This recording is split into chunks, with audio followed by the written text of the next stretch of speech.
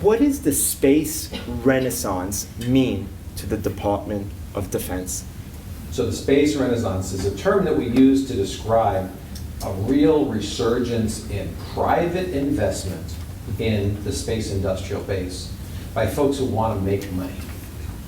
So traditionally, the space industrial base has been funded by government programs to go, here's a bunch of system specifications, go build me a system to do this, whether it was a rocket to launch satellites or the satellites themselves. It was a very powerful thing. We built up a tremendous level of expertise across the industry base around the United States to by far the best in the world. What we're seeing now is a huge increase in the amount of private investment in space by folks who see profit potential. And that's primarily manifested in three areas. The first, and the one that underpins it all, is launch. And so launch has been an area where commercial companies have been doing that for the government, for themselves, for many years. But primarily it's been a break-even sort of a deal. Now we are seeing folks get into launch to dramatically change the price point on getting assets to orbit.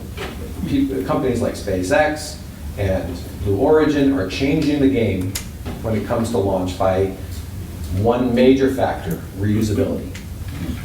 Right now, if you had to take an airplane from here to London, trash it when it got there, and then on your return trip buy a new airplane to fly home, airline tickets would be extremely expensive. Not that they aren't already expensive. The food wouldn't be any better, okay? But the fact of the matter is, reusability is going to change the game for launch. And so when we can get to the point where at least the most expensive part of a rocket, the first stage engine, can be reused, as you've seen on the news, every time SpaceX lands one or Blue Origin in testing, that will lower the price point significantly, and as a result, lower the cost of entry for folks who want to put satellites into space. That's number one. So we're working very closely with those companies through targeted investments to the government to develop technologies that will allow us to have multiple pathways to space. Our policy is something called assured access to space. What that means is we need to have two families of launch vehicles that can lift the full range of national security payloads to the full range of orbits.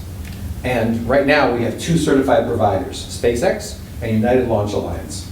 SpaceX has a family that they're in the process of fully developing, from their medium lift to their heavy lift. That's going to take a couple of years. ULA is in the process of modernizing their current line. They have an Atlas and a Delta line that we've used for many years. They want to replace it with a new one as well. And we're investing in 4 different companies to help them with different technologies across both of those 2 baselines. That's lift. The second is remote sensing. You heard when we described bio, I have a little bit of bias here because I've been working on commercial remote sensing for a lot of years.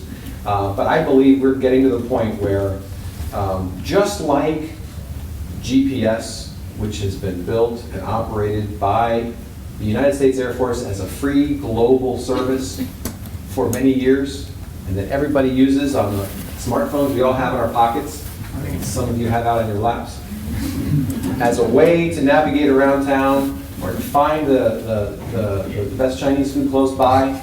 That same service of GPS is used to power global commerce and shipping and rail schedules and finding lost hikers in the mountains, search and rescue. A whole range of applications that were not even envisioned when this system was invented. In the same way that location-based services have become the killer app for GPS, I think that we are on the cusp of a killer app for remote sensing. And it's one development that's done that. It's the advent of using essentially cell phone camera technologies into a very small satellite the size of this chair that you launch by the dozens into orbit, and use that numbers, the power of numbers, of proliferation, to get global coverage on a daily basis. Once you cross that threshold where you can image the entire Earth every day at pretty good resolution, there's an awful lot of things you can do. Economically and from a humanitarian perspective, many, many things you can do. For example, you guys know that most of the refined petroleum products in the world are stored in above ground tanks with floating lids. if you can image those tanks, you can measure the height of the lid. When you add all that up globally, you know how much petroleum product is available for this global marketplace. Would that be something useful to someone in that business, to know where it is all the time? Same thing with cargo containers. Every ship that leaves port, every ship that arrives in port, what's on it? Every plane that takes off, every plane that arrives. Tremendous big data potential here for somebody who's trying to work pricing into the market and do so on a daily, real-time basis. So I think that with the advent of systems, and there are 3 or 4 companies, Terabella is one, Black Sky is another, Planet, all of them are launching constellations of 600 to 900 satellites, which will blanket the Earth and provide global real-time coverage of the Earth. So that's the second. And the third is probably the most mature industry we have, and that is our satellite communications industry. This is a very mature industry. It's one that's been around a long time. The US government's only 5% of the market. But even at 5%, we're the single biggest player. And we're the single biggest player because we serve most of our communications needs out of our government procured systems, but we surge with our contracts with commercial providers. We've observed over time that the market space has changed in satellite communications. There's a demand for higher bandwidth, it's insatiable. And there's a demand for better differentiation. In other words, instead of having a big continent-sized beam that everybody uses, everybody shares and splits and thus divides up the bandwidth, there's a demand for much higher bandwidth that is being served now in the next generational shift, if you will, of these systems. Smaller spot beams, much higher power and higher bandwidth. And they're doing it in order to differentiate and reuse frequencies and thus maintain the full bandwidth everywhere and get higher throughput. Well, these high throughput satellites are built that way to avoid interference, unintentional interference. But for the US government, we also use them to avoid intentional interference. That's called jamming. And if somebody tried to jam us, this is the exact same technology that we need.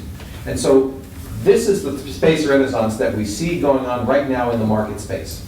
This is the trend in the technology, and we want to leverage that trend to the maximum extent we can.